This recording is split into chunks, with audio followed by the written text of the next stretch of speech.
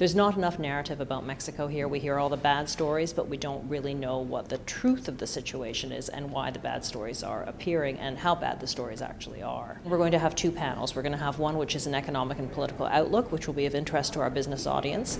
What's going on in Mexico today economically, what is it forecast, what is the political situation, and how is it likely to change and develop as Mexico moves into the elections in 2012.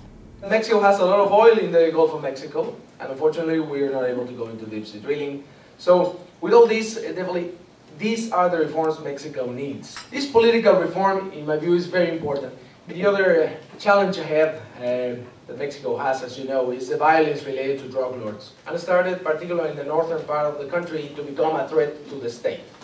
A lot of cities were lost to the drug lords in a long period of time.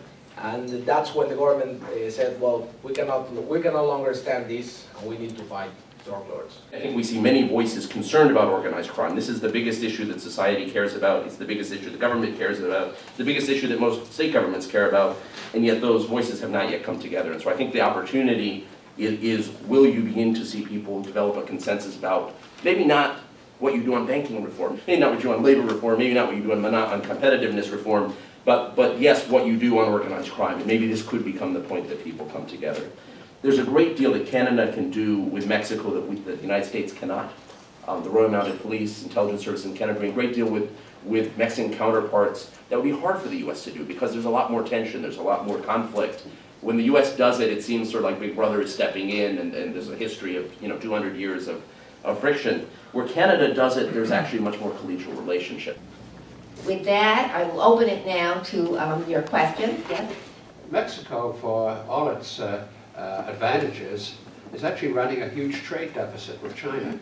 So I wonder if the panel could address that a bit more directly. It's a great point that you raised, that can't be the case. I mean, if you look at any other country that has been developing, any other G20 country that's not a rich country, all of them have a trade surplus with China. The Chinese, this is one element where Mexico has lagged significantly. We said in our report, our North America includes Mexico, and we see that Mexico is a very strategically important country for Canada and for the US, and there's so many things that the three of us can do together, in terms of competitiveness on the global stage. As a threesome, we all bring something else to the table.